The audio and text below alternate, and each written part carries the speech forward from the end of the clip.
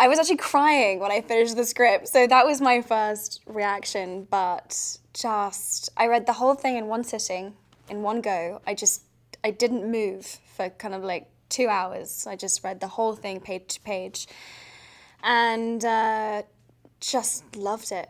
I was kind of like, wow, where did this come from? And I called my agent and just said how much I loved it, and then I went back to Brown, and I ended up speaking to a bunch of my friends, and I mentioned the name of the script that I'd read, and it turned out that 3 or 4 of my friends were actually huge fans of the book, and they started talking to me about it, and it turned out that this book has this amazing following, and yeah, it was great.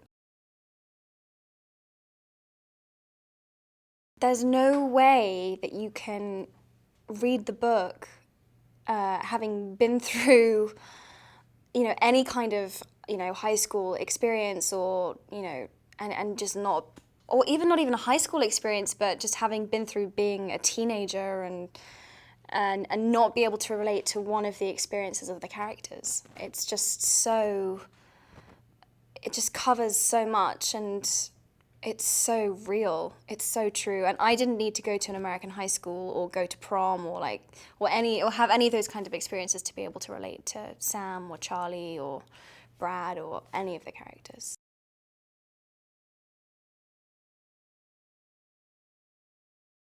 When I came onto the movie, I was very anxious about, doing loads of research and trying to figure out how I was going to create these kind of like friendships that they've obviously had for such a long time. And I was really worried about it all, and was, doing all this prep work, and Stephen was just like, you don't even have to worry about that. You're all going to be best friends.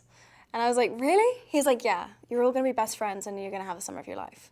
And I was like, okay.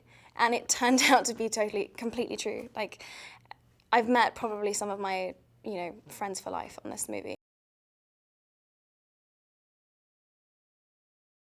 Charlie is he's a kid who's been through a pretty rough time, and he is the sweetest, most sensitive soul you will ever meet. And at the time we meet him at the beginning of the movie, his best friend Michael has just died, and he's in a really scared, anxious place. He's like he's just coming to a new high school, he's just meeting new people, he's dealing with this loss, he's dealing with his like awkwardness and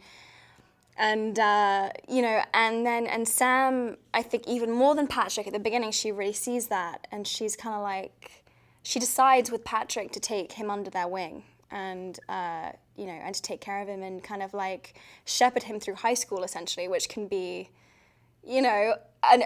an intimidating place, and we kind of, we make it okay.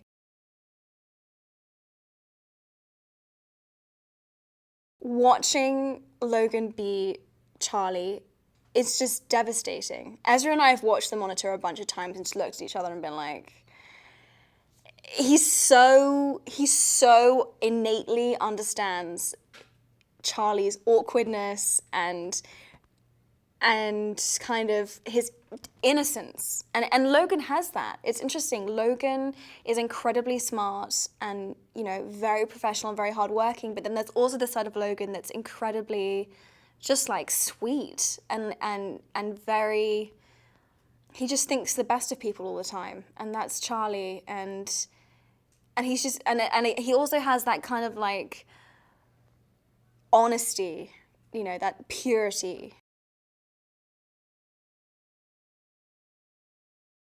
Patrick is the most charismatic, person you'll ever meet, and that's really who Ezra is in real life. He's this incredibly witty outcast, basically at school, who is so over high school, who hates it, and he's very unconventional. He goes against the grain, and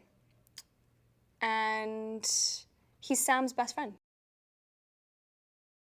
All of the characters have quite serious storylines and are dealing with some quite difficult, serious stuff. but it's also very funny. It's always juxtaposed with something very funny and humorous. So, and that's, I think, when things are the saddest and the funniest, is when you have that contrast. It's been absolutely amazing to have the man who, conceptualized it, who dreamed up my character, who dreamed up the whole world, directing it as well as writing it, as well as, having already released the book. It's such a pure line of connection, and he has such vision.